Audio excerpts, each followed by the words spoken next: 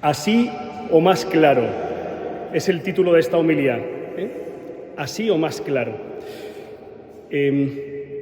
A lo largo de estos 20 siglos, la Iglesia ha reflexionado mucho sobre el misterio de Dios.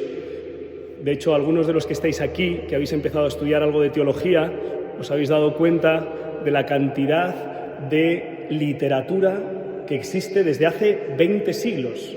La Iglesia lleva 2000 años intentando entrar en el misterio de Dios. Hemos oído hablar de las distinciones y disquisiciones para hablar de este misterio de la Trinidad, un solo Dios verdadero en tres personas, una sola naturaleza, una sola esencia divina, pero relaciones intratrinitarias, ¿no? Bueno, hemos escuchado la anécdota de San Agustín, la hemos escuchado todos, ¿verdad? Ese sueño que tuvo San Agustín cuando estaba intentando entender el misterio de la Trinidad, y en ese sueño hay un niño en la playa escarbando, y le pregunta a San Agustín: niño, ¿qué haces? Y le dice: estoy haciendo un agujero para meter el mar en el agujero. Y le dice San Agustín: pero ¿no te das cuenta de que es imposible que el mar quepa en el agujero que tú estás haciendo? Y entonces el niño le responde: ¿y tú no te das cuenta de que es imposible que metas el misterio de Dios en tu cabeza? Hay una anécdota que comparto con vosotros, es graciosa, es graciosa. Había dos malhechores que se habían escapado y se habían escondido en un convento, ¿sí?, de monjes. Y dijeron que eran también monjes que pertenecían a otra comunidad, y les acogieron. Y entonces dijeron: pues muy bien, pues oye, ¿nos ayudáis? Vais a dar clase de religión, ¿no? Imaginaos los dos malhechores que les ponen a dar clases de religión. Y uno de ellos tenía más o menos nociones de vida religiosa, el otro no tenía ni idea. Y al que no tenía ni idea le toca la clase de Trinidad. Tenía que explicar la Trinidad a los niños. Y el que sabía un poquito de religión le dice: mira, esto es muy fácil. La Trinidad es como un trébol, Es uno, pero tiene, ¿verdad?, 3 hojitas, ¿no? Tú quédate con que Dios es como un trébol, y luego se lo explicas.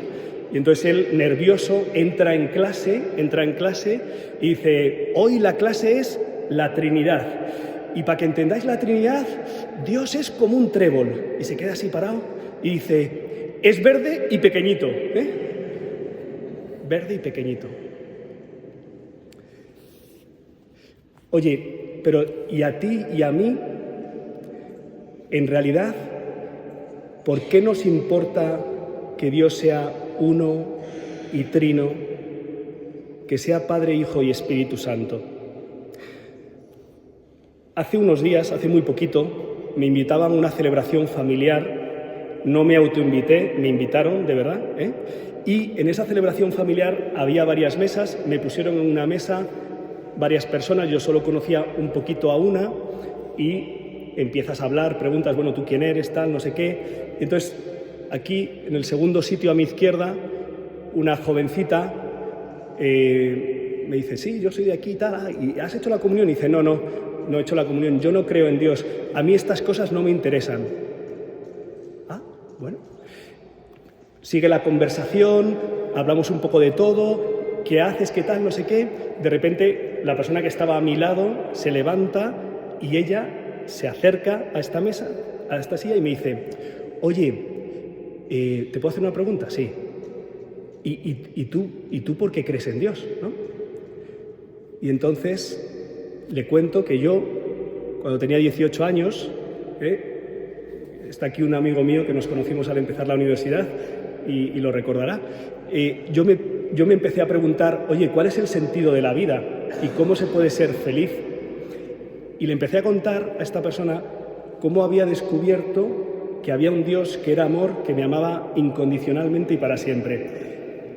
Empezamos a hablar de estas cosas y los dos acabamos emocionados.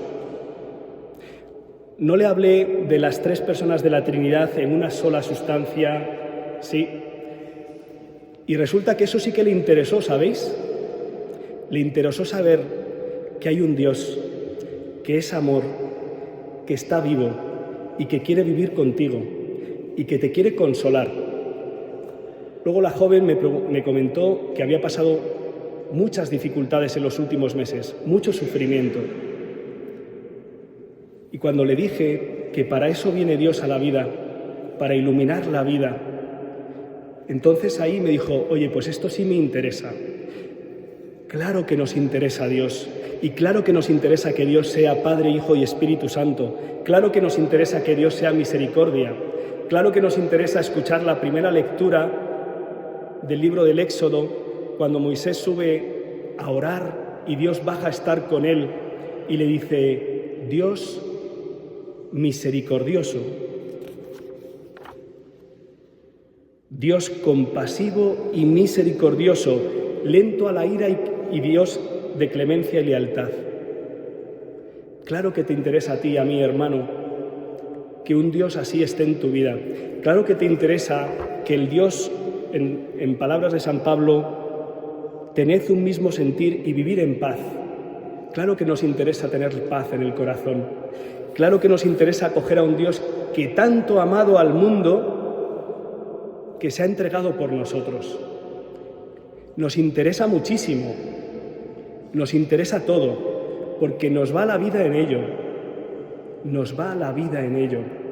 Porque cuando entra este Dios en la vida, lo cambia todo. Lo cambia todo. Y algunos de los que me estáis escuchando aquí y ahora lo habéis experimentado en primera persona y muy cerca. Y ayer, cuando fuera en el encuentro con esta familia, me llenó de gozo el saber que Dios cuenta contigo y conmigo, estés donde estés de fiesta, en el trabajo, en la familia, en el hospital acompañando o en el tanatorio cuando hay una muerte, y que tú puedas ser esa presencia de Dios, Padre, Hijo y Espíritu Santo para los demás.